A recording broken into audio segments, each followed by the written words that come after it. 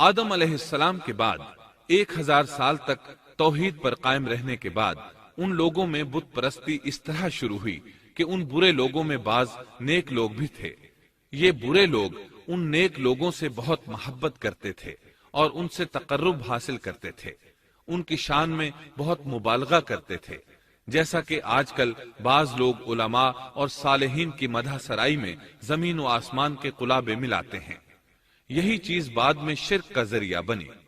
امام بخاری رحمت اللہ علیہ نے سورہ نوح آیت 23 میں اللہ کے فرمان اور انہوں نے کہا کہ ہرگز اپنے معبودوں کو نہ چھوڑنا اور نہ ود اور سوا اور یغوث اور یعوق اور نصر کو چھوڑنا کی تفسیر کرتے ہوئے ابن عباس رضی اللہ عنہما سے روایت کی ہے۔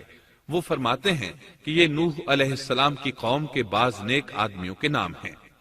جب وہ فوت ہو گئے تو شیطان نے ان کی قوم کے دل میں یہ بات ڈال دی کہ جہاں وہ حضرات بیٹھا کرتے تھے وہاں ان کے بت بنا کر رکھ دو اور ان کو وہی نام دو جو ان بزرگوں کے تھے۔ انہوں نے ایسا ہی کیا اور پتھر کے بت بنا کر ان کے نام ان بزرگوں والے رکھ دیے۔ اس وقت تو بتوں کی پوجا نہ ہوئی، لیکن جب یہ لوگ فوت ہو گئے اور علم مٹ گیا تب ان کی پوجا ہونے لگی۔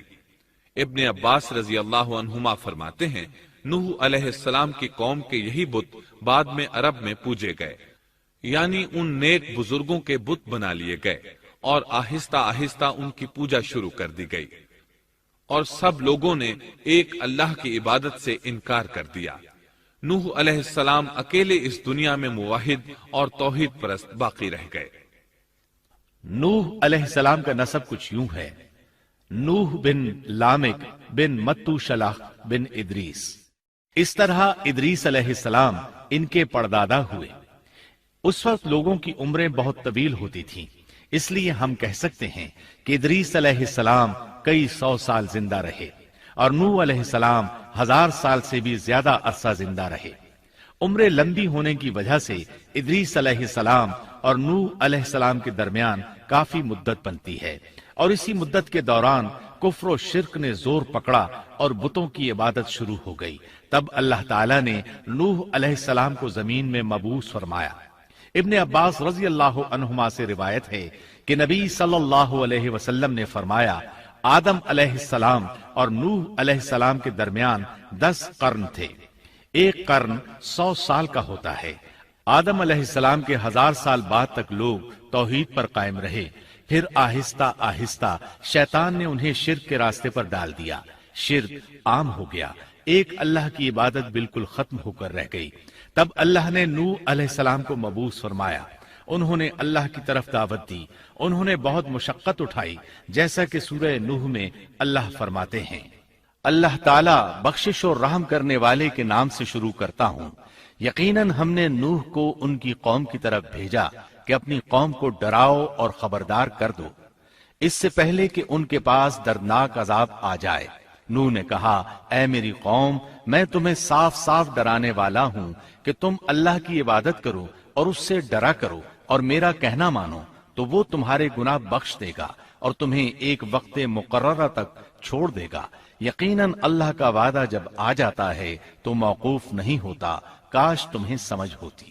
نوح علیہ السلام تبلیغ کے سلسلے میں سخت محنت کرتے، دن رات لوگوں کے گھروں اور ان کے اجتماعات میں جا جا کر انہیں دعوت دیتے۔ آپ انہیں اعلانیہ اور پوشیدہ طور پر دعوت دیتے، یہاں تک کہ دعوت دیتے دیتے انہیں 950 سال گزر گئے، لیکن سوائے چند لوگوں کے کوئی ایمان نہ لایا۔ تب انہوں نے اللہ سے دعا کی اے میرے اللہ، میں نے اپنی قوم کو دن رات تیری طرف بلایا، لیکن میرے بلانے سے یہ اور زیادہ بھاگنے لگے۔ انہوں نے اپنے کانوں میں انگلیاں ٹھونس لیں، اپنے اوپر کپڑے اوڑھ لیے اور کہنے لگے ہم تیری شکل دیکھنا نہیں چاہتے۔ میرے اللہ، یہ لوگ تیری باتیں سننا پسند نہیں کرتے۔ میں نے پھر بھی ان سے کہا اپنے مالک سے بخشش طلب کرو، وہ بڑا بخشنے والا ہے۔ اس وقت نوح علیہ السلام کی قوم میں ایک بادشاہ تھا، وہ بہت مغرور تھا۔ وہ قوم سے کہنے لگا نوح کی باتوں پر کان نہ دھرنا اور نہ اس سے بحث کرنا، یہ جو کرتا ہے اسے کرنے دو، تم اپنے بتوں کی پوجا پر ڈٹے رہو۔ چنانچہ لوگوں نے نوح علیہ السلام کی باتوں کی طرف سے کان بند کر لیے۔ اپنے بادشاہ کی بات پر عمل کرنے لگے۔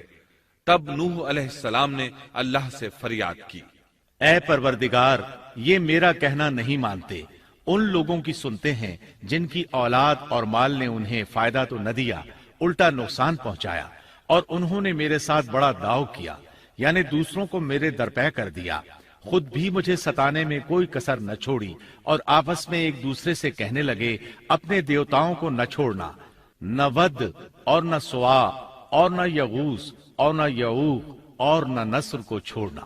ان لوگوں نے بہت سے لوگوں کو گمراہ کر ڈالا، اور پروردگار تو ایسا کر کہ یہ ظالم اور زیادہ گمراہ ہو۔ اس طرح نوح علیہ السلام نے 950 سال دن رات لوگوں کو اللہ کی طرف بلایا، لیکن اتنے طویل عرصہ میں صرف 80 کے قریب لوگ مسلمان ہوئے، اور ان ایمانداروں کی اکثریت فقراء، مساکین، ناتواں اور غلام قسم کے لوگوں پر مشتمل تھی، جن کی معاشرے میں کوئی حیثیت نہیں ہوتی۔ مشکل سے 10 ایماندار ایسے ہوں گے جو شرف و جاہ کے مالک ہوں گے۔ چنانچہ نوح علیہ السلام کے مغرور سرداروں نے جب اس صورتحال کو دیکھا تو اکٹھے ہو کر نوح علیہ السلام کے پاس آئے اور کہنے لگے، اے نوح، ہم چاہتے ہیں تیری باتیں سنیں اور لوگوں کو بھی تیری باتیں سننے کی ترغیب دیں اور سب تجھ پر ایمان لے آئیں، لیکن اس سے پہلے ہماری ایک شرط ہے، یہ کہ آپ کے حلقے میں جو یہ ذلیل اور حقیر لوگ آ گئے ہیں انہیں دھکے دے کر اپنے پاس سے نکال دے، اس لیے کہ ہم اپنی قوم کے سردار، چودھری اور مقام و مرتبے والے لوگ ہیں، اس لیے ہم ان فقیر لوگوں کے پاس نہیں بیٹھ سکتے۔ اگر آپ انہیں نکال دیتے ہیں تو ہم ایمان لے آئیں گے۔ اللہ تعالیٰ نے نوح علیہ السلام کی قوم کے ان سرداروں کی تردید سورہ ہود آیات 27 تا 31 میں کی ہے۔ اللہ تعالیٰ فرماتے ہیں، کافر سردار نوح سے کہنے لگے ہم تو یہی دیکھتے ہیں کہ تو ہماری طرح ایک آدمی ہے، اور یہ بھی دیکھتے ہیں کہ صرف ان لوگوں نے تیری پیروی کی ہے جو ہم میں رذیل ہیں، وہ بھی اوپر کی عقل سے، اور ہم تو تمہیں کسی بات میں اپنے سے زیادہ نہیں پاتے بلکہ تمہیں جھوٹا خیال کرتے ہیں۔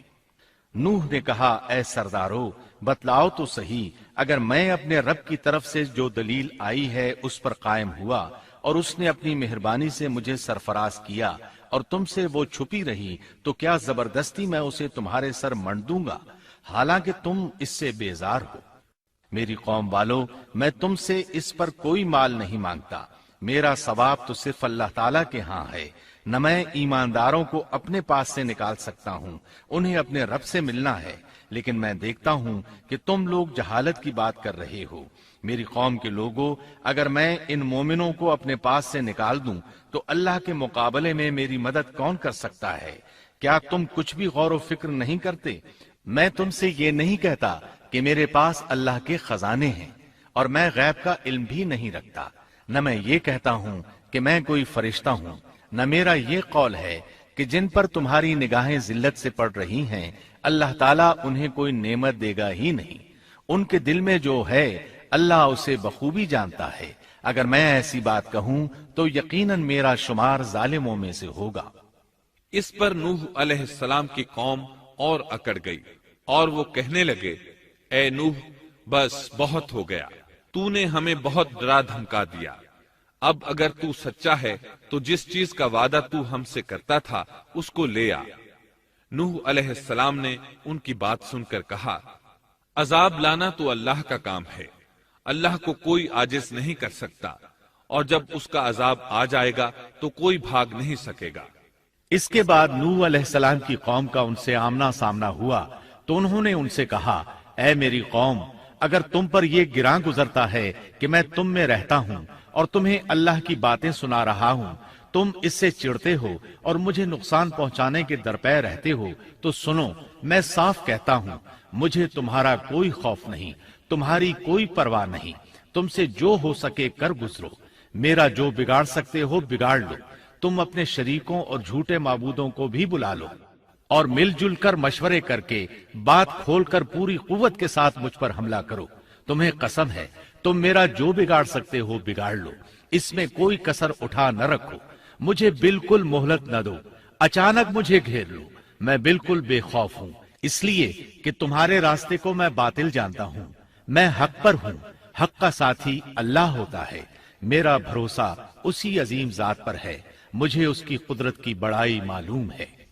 نوح علیہ السلام نے واضح الفاظ میں اپنی قوم کو چیلنج دیا، لیکن کسی میں طاقت نہ ہوئی کہ وہ نوح علیہ السلام کا مقابلہ کر سکے۔ چنانچہ کہنے لگے، اسے چھوڑ دو، یہ مجنون اور بے وقوف ہے، نعوذ باللہ۔ بہرحال معاملہ اسی طرز پر چلتا رہا، یہاں تک کہ سال ہر سال گزر گئے، لیکن کوئی مسلمان نہ ہوا۔ پھر پہاڑ پر رہنے والے لوگ روز بروز برائی میں ترقی کرتے چلے گئے، اور جو لوگ شروع میں ایمان لائے تھے ان کے علاوہ اور کوئی شخص ایمان نہ لایا۔ نوح علیہ السلام انہیں مسلسل دعوت دیتے رہے مگر بے اثر، یہاں تک کہ اللہ تعالیٰ نے نوح علیہ السلام کی طرف وحی کی کہ اب کوئی شخص ایمان نہیں لائے گا۔ اللہ تعالیٰ سورہ ہود میں فرماتے ہیں، نوح کی طرف وحی کی گئی کہ آپ کی قوم میں سے جو ایمان لا چکے ہیں ان کے سوا اور کوئی اب ایمان نہیں لائے گا، پس آپ ان کے کاموں پر غمگین نہ ہوں۔ مطلب یہ تھا کہ آپ غم نہ کریں، اللہ کا حکم اب پورا ہونے والا ہے۔ غور فرمائیں، نوح علیہ السلام کے جذبے کو دیکھیے، مسلسل 950 سال تک دعوت دیتے رہے، لوگ انہیں جھٹلاتے رہے، لیکن پھر بھی ان سے نا امید نہ ہوئے۔ اب جب کہ اللہ کی طرف سے وحی آ گئی کہ ان میں سے اور کوئی ایمان نہیں لائے گا اور کسی میں طاقت نہیں کہ انہیں ہدایت عطا فرمائے، تو نوح علیہ السلام نا امید ہو گئے اور انہوں نے اپنی قوم پر بد دعا کی۔ اس کا ذکر اللہ تعالیٰ نے سورہ نوح آیات 26 تا 28 میں کیا ہے۔ نوح نے کہا، اے میرے پروردگار، تو روئے زمین پر کسی کافر کو رہنے سہنے والا نہ چھوڑ، اگر تو انہیں چھوڑے گا تو یہ یقیناً تیرے اور بندوں کو بھی گمراہ کر دیں گے، اور ان کے ہاں جو اولاد ہوگی وہ بھی بدکار ناشکرے ہوں گے۔ اے میرے پروردگار، تو مجھے اور میرے ماں باپ کو اور جو بھی ایماندار ہو کر میرے گھر آئے اور تمام مومن مردوں اور عورتوں کو بخش دے، اور کافروں کو سوائے ہلاکت کے اور کچھ نہ دے۔ اللہ تعالیٰ فرماتے ہیں کہ جب نوح علیہ السلام نے ہمیں مدد کے لیے پکارا تو پھر ہم نے اس کی مدد کی اور اسے ایک بڑی کشتی بنانے کی وحی کی، لیکن نوح علیہ السلام نہیں جانتے تھے کہ وہ اتنی بڑی کشتی کیسے بنائے، اور نہ ہی وہ بڑھئی تھے کہ اس کام سے واقف ہوتے۔ اس لیے اللہ تعالیٰ نے ان کی طرف یہ وحی کی کہ ہماری آنکھوں کے سامنے اور ہماری وحی کے مطابق ایک کشتی تیار کرو۔ اللہ نے وحی کے ذریعے ان کی رہنمائی کی کہ وہ اس طرح کریں، اور مزید تعلیم کے لیے جبرائیل علیہ السلام کو بھیج دیا۔ وہ انہیں بتلاتے گئے کہ اس طرح کشتی تیار کرو۔ نوح علیہ السلام ایک پہاڑ پر رہتے تھے، ان کے ارد گرد درخت نہیں تھے، نہ پانی تھا، چنانچہ انہوں نے بہت سے درخت اگائے، پھر ان کو کاٹا اور پہاڑ پر بیٹھ کر کشتی تیار کرتے رہے۔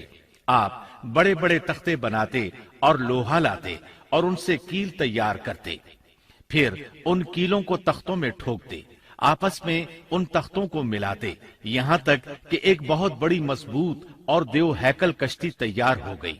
ایک روایت کے مطابق نوح علیہ السلام نے اس کو 100 سال میں تیار کیا۔ یہ تھی وہ کشتی جسے نوح علیہ السلام نے اللہ کی ہدایت کے مطابق تیار کیا تھا۔ سورۃ القمر آیت 13 میں ارشاد ہوتا ہے، اور ہم نے نوح کو اس کشتی میں سوار کیا جو تختوں اور کیلوں سے بنی ہوئی تھی۔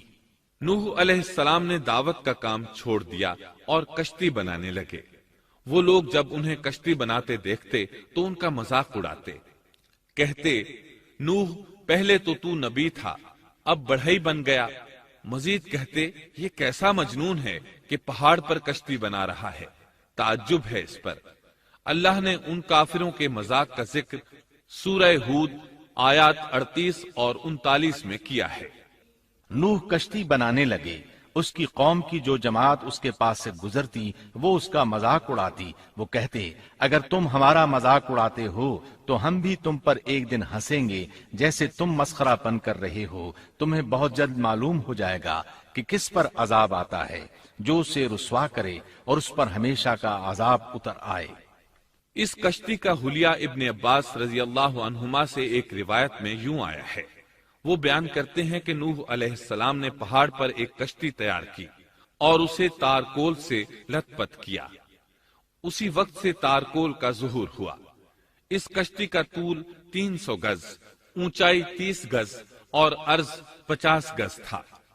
ایک اندازے کے مطابق اس کا طول 1 کلومیٹر سے زیادہ تھا، اور اس کی بلندی اور گہرائی کے بارے میں کہا گیا ہے کہ 30 ہاتھ تھی، اور یہ کشتی عام کشتیوں کی طرح اوپر سے کھلی ہوئی نہیں تھی، بلکہ جس طرح اس کو نیچے سے بند کیا گیا تھا اسی طرح اوپر سے بھی بند کیا گیا تھا، تاکہ اوپر سے جو بارش برسے وہ انہیں نقصان نہ دے، اور جس طرح نیچے والے غرق ہونے سے محفوظ رہیں اسی طرح اوپر والے بھی محفوظ رہیں۔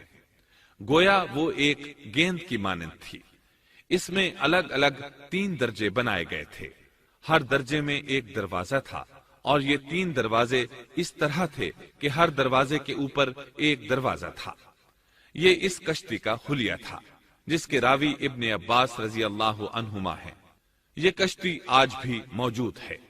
اللہ تعالیٰ نے اس کشتی کو بطور عبرت اور نشانی کے باقی رکھا ہے، جیسا کہ اللہ تعالیٰ فرماتے ہیں، اور بے شک ہم نے اس واقعے کو نشانی بنا کر باقی رکھا، پس ہے کوئی نصیحت حاصل کرنے والا۔ اس صدی میں علماء کے ایک گروہ نے اس کشتی کو ترکی کے ایک پہاڑ پر پا لیا ہے۔ اب وہ 2 ٹکڑوں میں تقسیم ہو چکی ہے۔ اس کا حلیہ وہی تھا جو بیان ہوا۔ اللہ کا فرمان سچا ثابت ہو گیا کہ ہم نے اس کو نشانی بنا کر باقی رکھا ہے۔ اس کے بعد طوفان آیا۔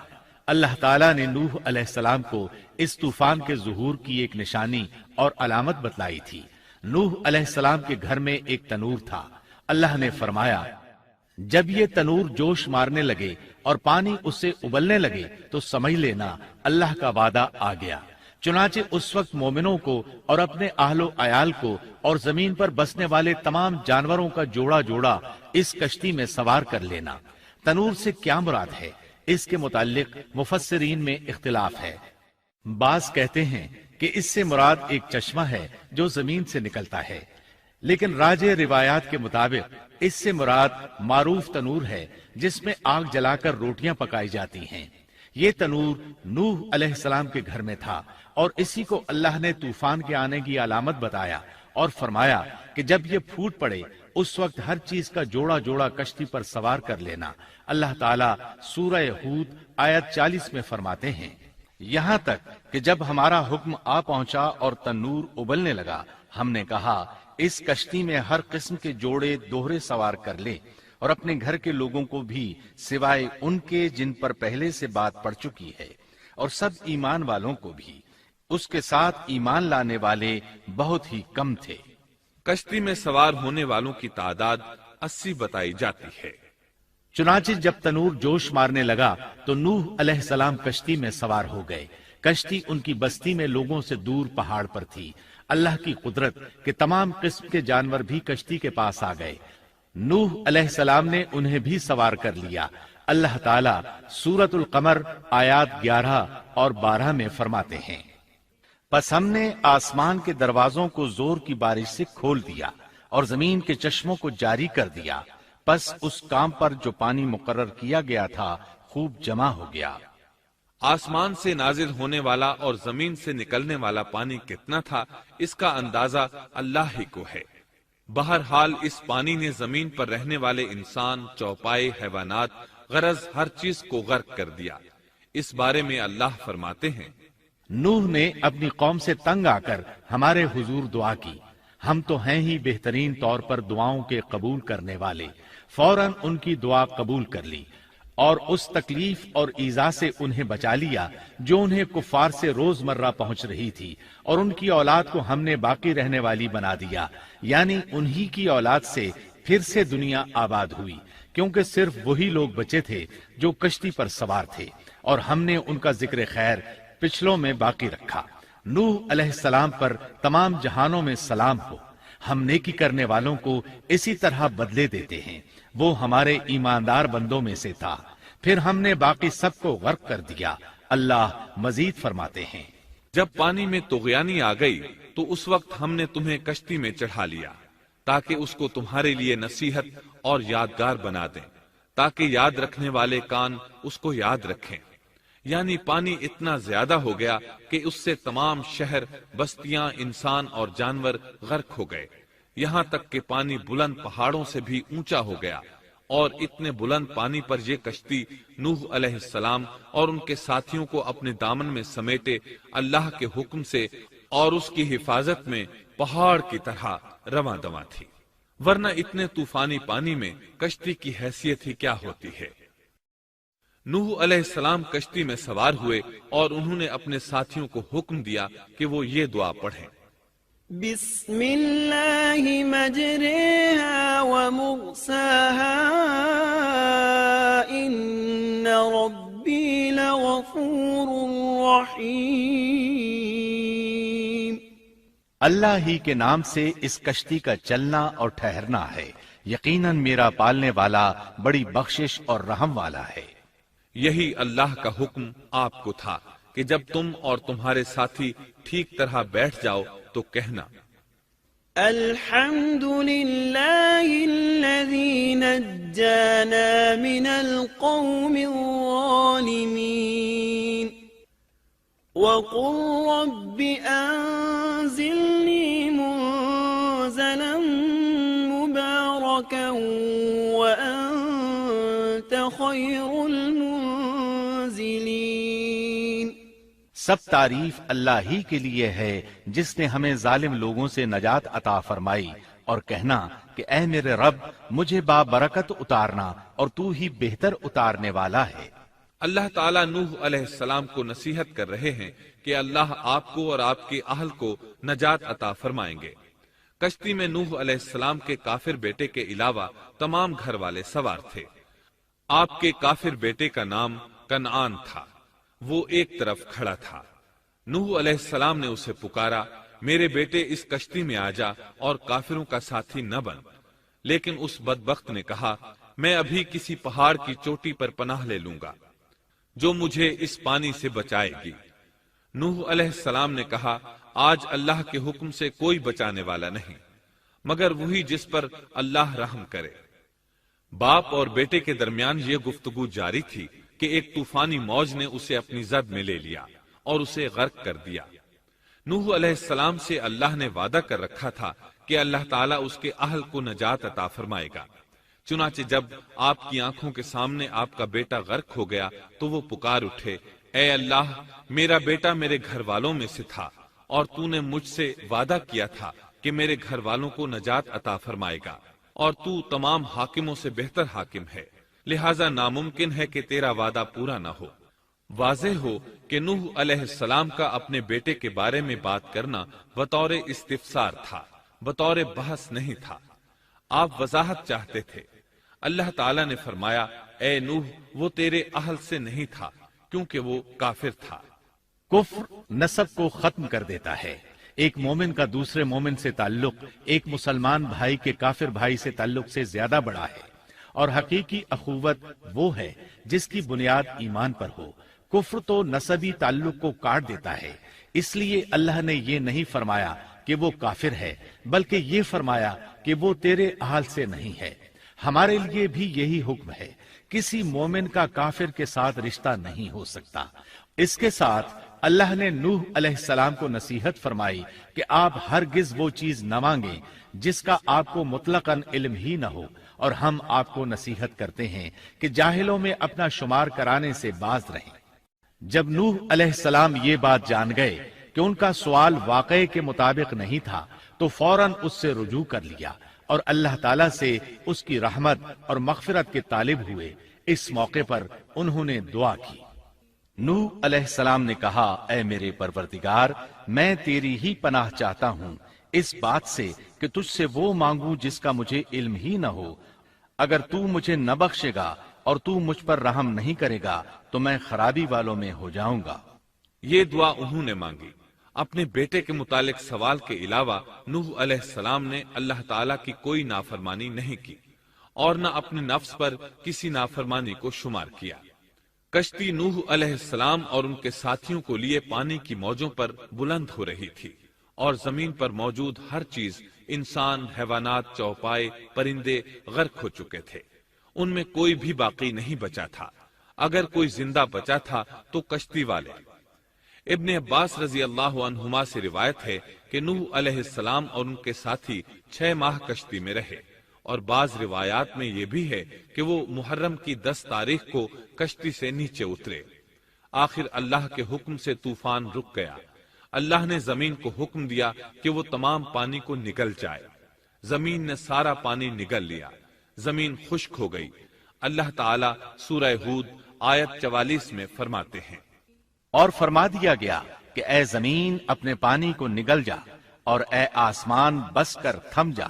اسی وقت پانی سکھا دیا گیا اور کام پورا کر دیا گیا، اور کشتی جودی نامی پہاڑ پر جا ٹھہری، اور فرما دیا گیا کہ ظالم لوگ اللہ کی رحمت سے دور ہیں۔ کشتی جودی پہاڑ پر جا کر ٹھہر گئی۔ اب انہیں حکم ہوا کہ سلامتی کے ساتھ کشتی سے اتر آئے۔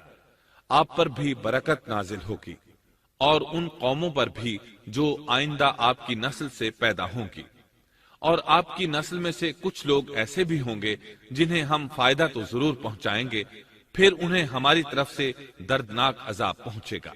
بہت سی روایات میں یہ بات مذکور ہے کہ نوح علیہ السلام ایک لمبی مدت یعنی 6 ماہ کشتی میں طوفان تھم جانے کا انتظار کرتے رہے۔ آپ نے طوفان کے حالات معلوم کرنے کے لیے ایک کبوتر بھیجا جو واپس آ گیا۔ اسے پاؤں رکھنے کو جگہ نہ ملی۔ اسے دوبارہ بھیجا گیا تو وہ پھر واپس آ گیا۔ چند دن بعد اسے پھر بھیجا گیا تو وہ اپنی چونچ میں زیتون کی ایک ٹہنی لیے ہوئے تھا۔ اس سے نوح علیہ السلام نے معلوم کر لیا کہ پانی زمین سے کچھ ہی اونچا رہ گیا ہے اور درخت وغیرہ اگ چکے ہیں۔ کچھ دن بعد اسے پھر بھیجا گیا۔ اس مرتبہ وہ واپس لوٹا تو اس کے پاؤں خاک آلود تھے۔ نوح علیہ السلام نے سمجھ لیا کہ طوفان رک گیا اور زمین خشک ہو چکی ہے۔ سیرت کی کتب میں یہ واقعہ موجود ہے۔ اسی کی بنیاد پر سیرت نگاروں کا کہنا ہے کہ کبوتر کا آنا سلامتی کی علامت تھا، اور اس کی چونچ میں زیتون کی ٹہنی نوح علیہ السلام کی بادشاہت کی طرف اشارہ تھا۔ اس طرح نوح علیہ السلام زمین پر اتر آئے۔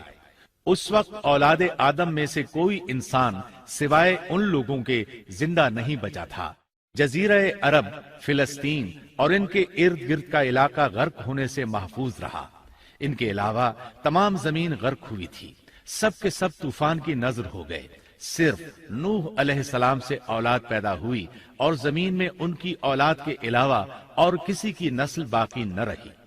اسی وجہ سے نوح علیہ السلام کو آدم ثانی اور ابو البشر ثانی کہا جاتا ہے، کیونکہ تمام کے تمام بشر انہی کی طرف منسوب ہیں۔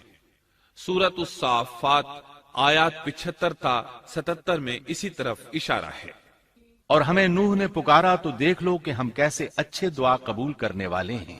ہم نے اسے اور اس کے فرمانبرداروں کو اس زبردست مصیبت سے بچا لیا۔ اس کی اولاد ہم نے باقی رہنے والی بنا دی۔ ایک دوسرے مقام پر اللہ تعالیٰ دیگر امم اور رسولوں کے متعلق کلام کرتے ہوئے فرماتے ہیں، اے ان لوگوں کی اولاد جنہیں ہم نے نوح کے ساتھ چڑھا لیا تھا، وہ ہمارا بڑا ہی شکر گزار بندہ تھا۔ نوح علیہ السلام کے 3 بیٹے تھے، سام، حام اور یافس۔ سام کی نسل زیادہ تر سفید رنگت کی تھی، اور بہت کم لوگ ان میں سیاہ فام تھے، البتہ کچھ ان میں گندمی تھے۔ حام کی اولاد کی اکثریت سیاہ فام تھی، ان میں بہت کم لوگ سفید رنگ کے تھے، اور یافس کی اولاد سرخی مائل رنگ کی تھی۔